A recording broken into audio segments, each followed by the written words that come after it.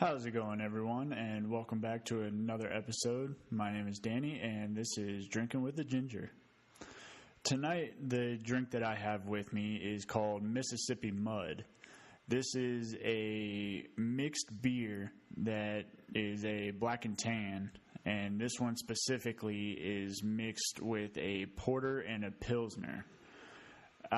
This, to me, since it's already a mixed drink, this beer actually kind of tastes more like a brown ale instead of actually tasting a porter or a pilsner. Since it's mixed, it's like right in the middle of them. This beer is made by Mississippi Brewing Company, but for some reason it's produced in New York. So that's a little strange.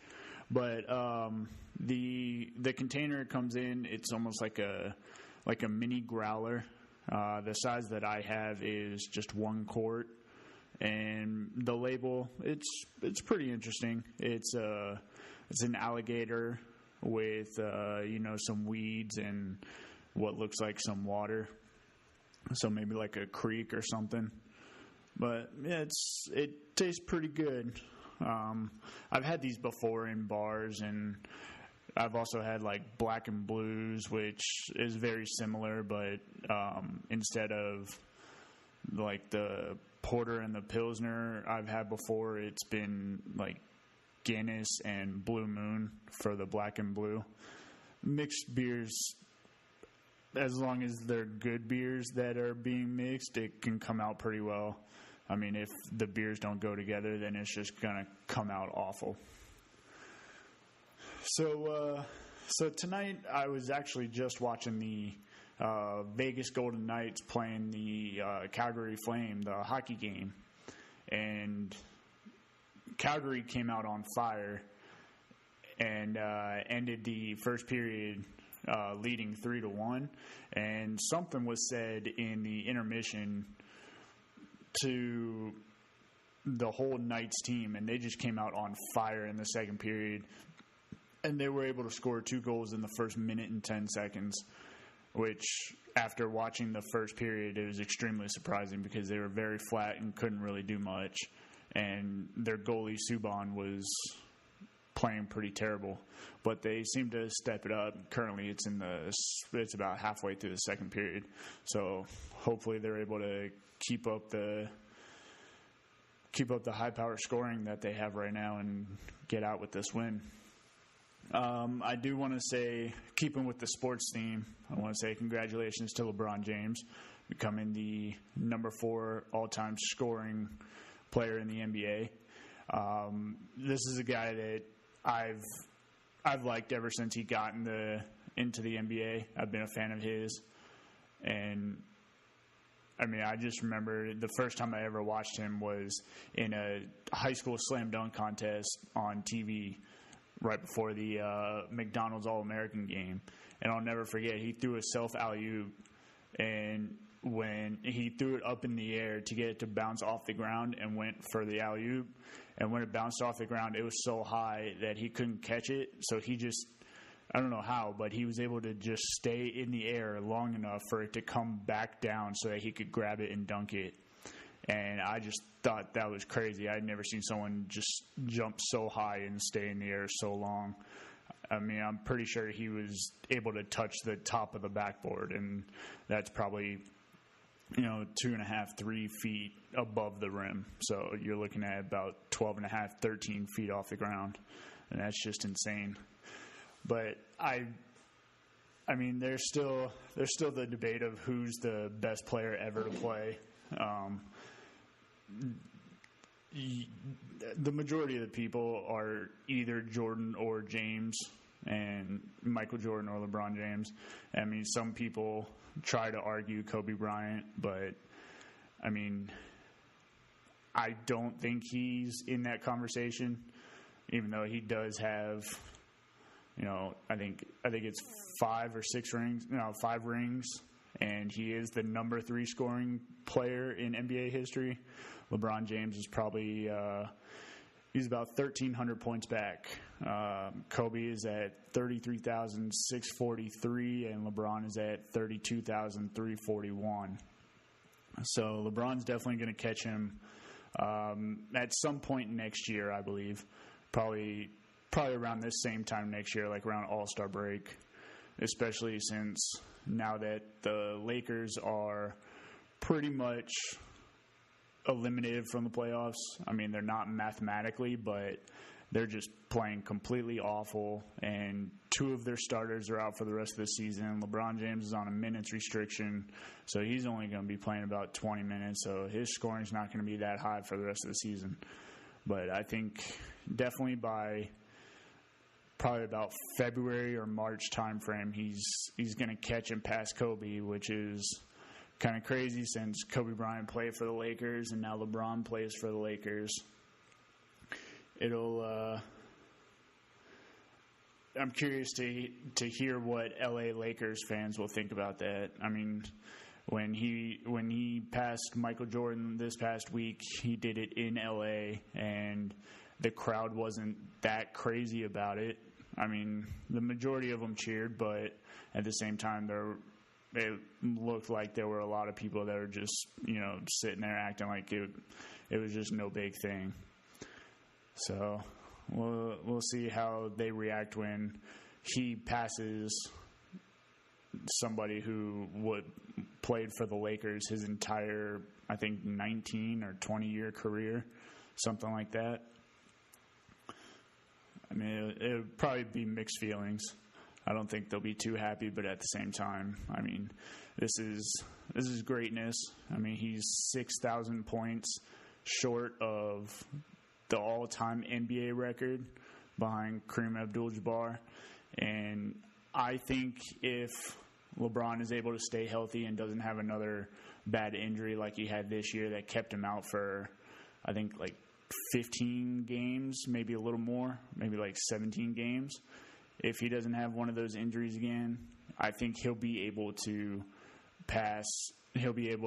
break the all-time record in probably 4 years or so. So right around the end of his time in LA. I'm very interested to see if he's able to do that, though. But, I mean, in my eyes, he's going to end his career as the best player in NBA history, because on top of scoring, he's also, I think he's clearly the best all-around NBA player that has ever played the game. I mean, he's a number 4 scorer. He's also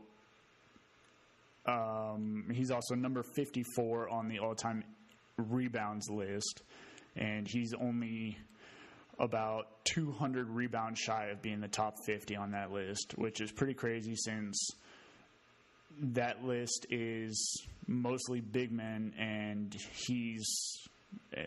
by big men I mean like centers and power forwards, and even though he is 6'8", he plays like mostly he plays a position that's not known for getting rebounds, but yet he gets them all the time, and he's moving up that list very quickly. So, and on top of those, he also is in top 10 for all-time assists, and he's got almost 8,600 assists, which is it's even more crazy because on top of being the number 4 scorer in NBA history, he's top 10 assist in NBA history, which is passing the ball. So the fact that you can be in the top 10 in scoring and the top 10 in passing, it says a lot about how you play the game. And he's the only person in the NBA that is on both of those lists, at least for top 10. So I think he is clearly the best all-around player, and I think he will finish his career as the greatest of all time. Even though he won't have the 6 championships, I don't think he'll win another one in his career unless he's able to get, at least 2 all-NBA players to come to the Lakers, maybe even 3. But I think he'll finish with finished with 3 titles, and a lot of people knock on him because he has 6 losses in the finals. I'm sorry, 5 losses. Is it 5 or 3? 1, 2, 3, 4. Yeah, 6 losses. He's 3-6. But I mean, to say you went to the finals 9 times, and then you're going to knock him for losing the finals when you don't knock other people for not getting to the finals, that's crazy. And then another thing I just wanted to talk about this weekend, a little wrap up. I went down to the Mob Museum in downtown Las Vegas, and underneath it, there's a speakeasy, or just a bar, but because it's a mob museum, they call it a speakeasy because that's what they were called back in the 20s and 30s during Prohibition. And it was actually really cool. They had a lot of pictures and a lot of facts about Prohibition time back then, and they had a distillery for the moonshine that they make and sell down there, which I didn't try the moonshine, mostly because, I mean, I'm sure it's no different than just the moonshine that you can get in the stores, which is far different from actual moonshine that you buy from people in the backwoods. But the atmosphere was really cool. It was very old time feeling. They had two guys that were, I guess, a band. I don't know how many members it takes to make a band, or if it's just more than one. But one of the guys was singing and playing the trumpet, and the other dude was playing the keyboard, and they were singing songs from not Prohibition time, but they were older songs, probably from like the 50s and 60s. Not really sure what type of music it was, because me not being a major music fan, I'm not too sure where the genres draw their lines of what song is what type of music and what singer is what type of music and all that stuff. But it was really cool. Played a couple Frank Sinatra songs. Those are really the only ones that I could actually pick out from that long ago. But it's definitely worth going to and checking out all of their facts and pictures and all that stuff that they had to decorate the area. It was pretty cool. It wasn't too small of a bar. I mean, they had probably 10 to 15 seats around the edge of the bar, and then they also had probably about 10 to 15 tables throughout the bar area, and then the people in the band, I guess they have live bands every Friday, Saturday, and I think Sunday, and we happen to go on Friday night this week. So if you're in the Vegas area, definitely check that out. It was really cool. And also check out the Mob Museum. I went there a couple years ago, and it was definitely worth it if you're into that time period and that history, that sort of stuff. I would definitely recommend checking it out. Like I said, I went there a couple years ago, probably about 2 or 3, maybe even 4 years ago. I can't exactly remember, but I'm sure things have changed. We just ran out of time and weren't able to go to the museum itself, so we just decided to go to the bar. But I definitely want to go back and see if they've made any updates or added anything or all that type of stuff. But it's super informative. There's a lot of cool stuff in that mall. Yeah, so definitely check that out if you have the time. And then I wanted to talk about some other stuff that is, it's kind of controversial. I mean, it depends on which side you fall on. It's actually two topics that could be considered controversial. One of them definitely is. The other one, maybe not so much. Sort of the meat and potatoes of this episode tonight.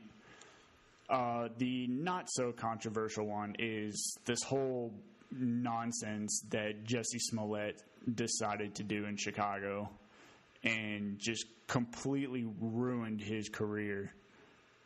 If any of you don't know what I'm talking about, he supposedly was walking back to his hotel. I want to say it was about a month, maybe even 2 months ago. And, January 29th, so a little over a month ago.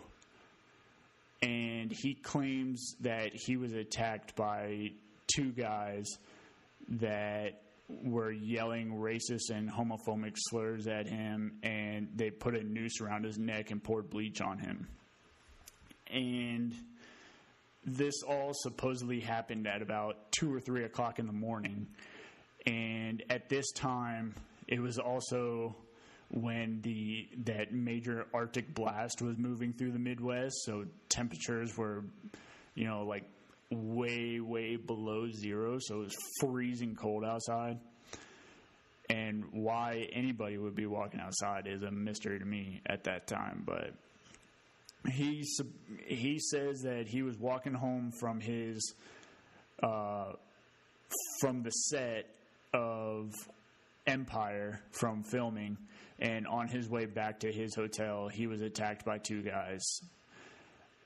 And this whole thing just sounded strange from the beginning. And when the cops investigated it, they found two people of interest. And as soon as those two guys were arrested, they immediately just told the cops that it was a complete setup and they were paid to do it. And it's just complete nonsense because, I mean, all the stuff that's coming out now, it completely goes against Smollett. And all he did by faking this hate crime is not only did he lose his job, he was removed from Empire, and they're not even, from what I saw, they removed his character from the last 2 or 3 episodes of this season. And he also, I think this hurt anyone who might later on down the line file a real complaint for these hate crimes. I mean, maybe not, but him doing this and creating this whole lie to get attention and to make more money and to land more jobs because he wanted the attention. And now all this does is bring negative light to anyone. Or, I'm sorry, it doesn't bring negative light, but it might bring skepticism to people who actually file real hate crime reports to the police department. And the dumbest part about all this, about him creating this whole thing, is he did it with people who are around him all the time. One of the two brothers was his personal trainer at the gym, and the other brother was an extra on his show. So if anyone remotely close to him knows who these guys were. And now Smollett is charged with 16 felonies, and all for what? Just because he wanted attention? But now he's, like I said, he's losing his job. I don't think anybody in the industry would think about giving – I mean, they might think about it, but I don't think anybody would actually give him a second chance. He completely lied about this, and nobody would want to work with him. It's going to be so hard to trust him anymore after doing this. I don't think the ending result that he was thinking in his head definitely did not outweigh what's going on right now. Like, it was so stupid, and I don't know where he goes from now. Like, nobody's gonna want to work with him. No one can trust him. I don't know. Hopefully, he's got other ventures in life that he can do, or he's got like hobbies that he can make money that way. Because I think his acting career is over. I don't know if anyone is gonna want to work with him again. But it'll be interesting to see how this plays out. I read something earlier that there's a pretty good chance he's going to just take a plea deal instead of actually going to prison, even though he is facing 16 counts. And so it'll be interesting to see how this plays out. And then the most controversial segment of this episode is the Michael Jackson documentary. I believe it is called Leaving Neverland or Finding Neverland, one of those. And this is about two guys who claim that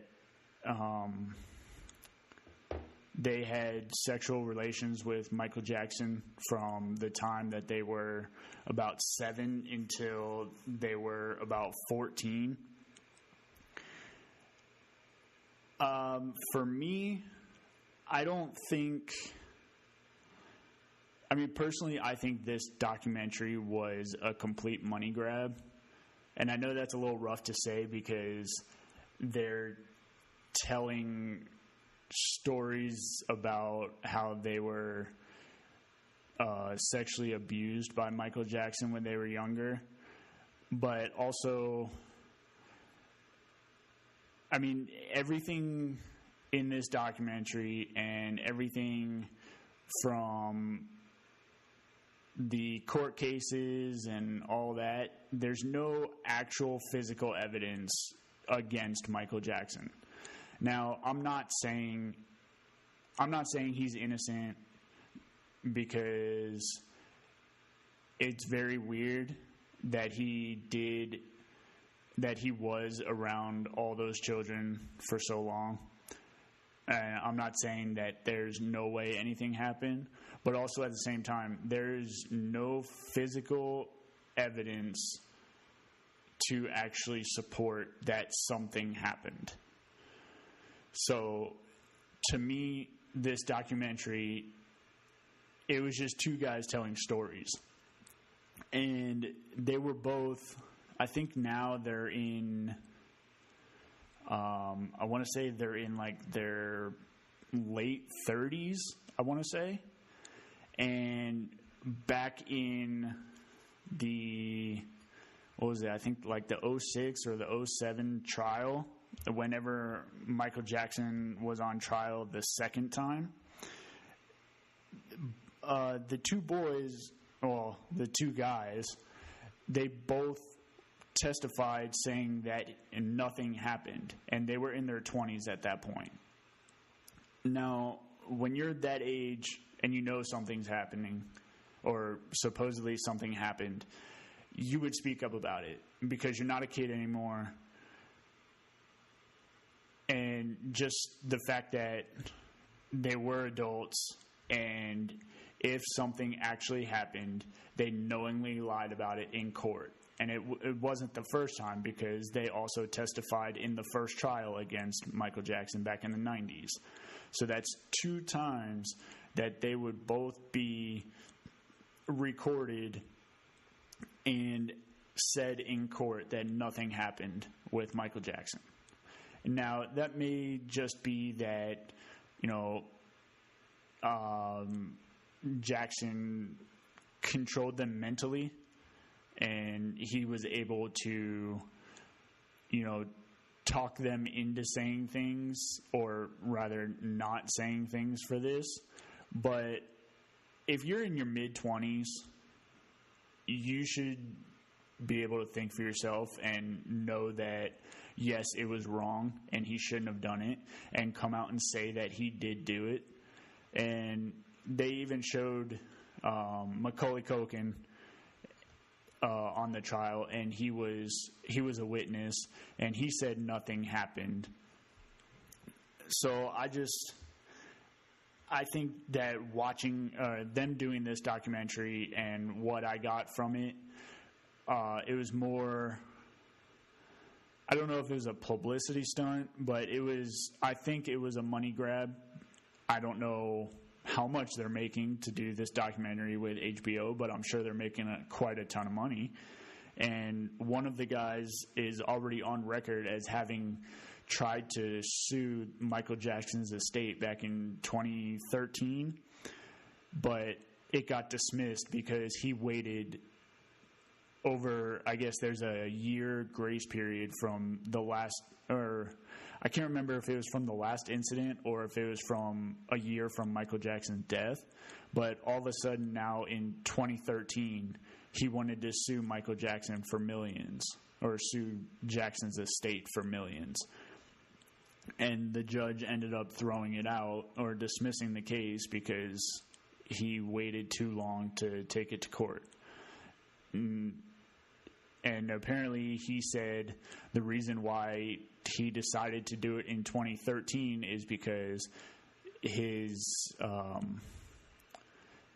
therapist was able to convince him or get him to realize that what Michael Jackson did was wrong, and that he wasn't supposed to do that to kids that age. Now, I mean, if you're that age, that was 6 years ago, and if they're in their late 30s now, maybe mid-30s, they were probably, late 20s, early 30s when he decided that the therapist was right and he needed to do something about what happened. I don't think you need to wait that long to get the realization that an adult of Michael Jackson's age back then, it was wrong for him to be with kids at that age. You don't need to be late 20s, early 30s to realize that. And something that really struck me with all this was the parents. Like, the parents of both boys their mindsets were possibly the worst mindsets you could ever have. Like, one of the kids, he had only known Michael Jackson for a couple of hours, and they had, I believe it was the kid from Australia. Him and his mom came to the U.S. and they were going to a dance competition in Disneyland, and they met Michael Jackson and decided to go to the Neverland Ranch and hang out with Michael Jackson. And they had just met him, and within 12 hours, I guess the family was going to go down to the Grand Canyon for a family vacation. And Michael Jackson and the kid were able to talk his mom into letting the kids stay with Michael for 5 days while they take a family vacation down to the Grand Canyon. Now, I don't know if mindsets changed after a certain time, but I don't know any parent or any friend who would let their kid stay with a stranger, no matter how famous or how large of a how famous a person was, they wouldn't just leave their kid with that famous person for 5 days. And back then, that was in I believe the late 80s, something like that. Yeah, late 80s. There weren't cell phones. So if you weren't by the house phone, there was no way to reach each other.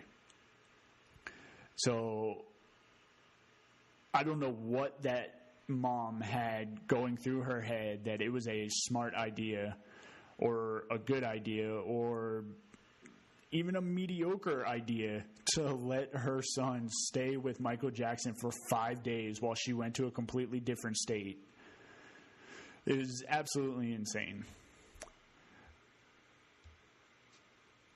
And then when the family got back, supposedly Michael Jackson asked the mom if the kid could stay with him for a year, and Jackson would help him with his dance moves and all this and expose him to the industry and help him progress his career. And of course the mom said no, but apparently Michael Jackson told the mom that he always gets what he wants. I don't know. There were just a lot of red flags, and the two guys described it as always sneaking around and going through multiple rooms and locking all these doors so that people, anytime somebody was coming, they would have to go through multiple doors so that Michael and the boys could hear when people were coming. It was just, I don't know. They were saying way, I don't know. I don't think that, personally, I don't think anything happened. Now, can I say that 100%? Of course not, because who knows what happens. I mean, if it actually happened, they're the only ones that know, other than Michael Jackson, but he's been dead for 10 years. But I definitely think that this documentary was a money grab and an attention seeker. And to release this now, I mean, we're in 2019. All of this supposedly happened between the late 80s and I think the mid to late 90s, maybe even a little bit in the early 2000s. I can't remember the full exact time frame. But now all of a sudden they want to release this documentary, and there's nobody, like Michael Jackson can't speak up for himself and fight against this because obviously he's dead. So I definitely think that this was just a money grab, and like I said, there is no way to actually find out what happened. We'll never know the real truth. And I mean, if what they're saying is the truth, then that was extremely fucked up, and he should have been punished for it beforehand. They should have spoke up, and I understand that it's very hard for kids to come forward about that stuff. But when they did say publicly in a trial in their 20s that he didn't do anything to them, and then it finally took going to see a therapist in their 30s to be convinced that it was wrong and that Jackson shouldn't have done it, and that's when they decided to come out about it, and now they're making this documentary. I just think it's a little fishy. It's a little fishy. I think they're just trying to smear the name, but who knows? Like I said, we'll never actually get down to it. There was no physical evidence. Nobody knows what actually happened. So that's all. That's all for tonight. A little controversial stuff. Let me know what you think. Don't forget to follow me on all the social medias. I'm on Twitter, Instagram, and YouTube. go subscribe to my page so that you can get updates about when new episodes come out. Also, I have some big news coming, probably in about a week or so, and I'll let you guys know what goes on with that. So like I said, don't forget to subscribe to my YouTube page so that you can get all the latest updates on the videos. All right, have a good night, everyone. Thank you. Bye.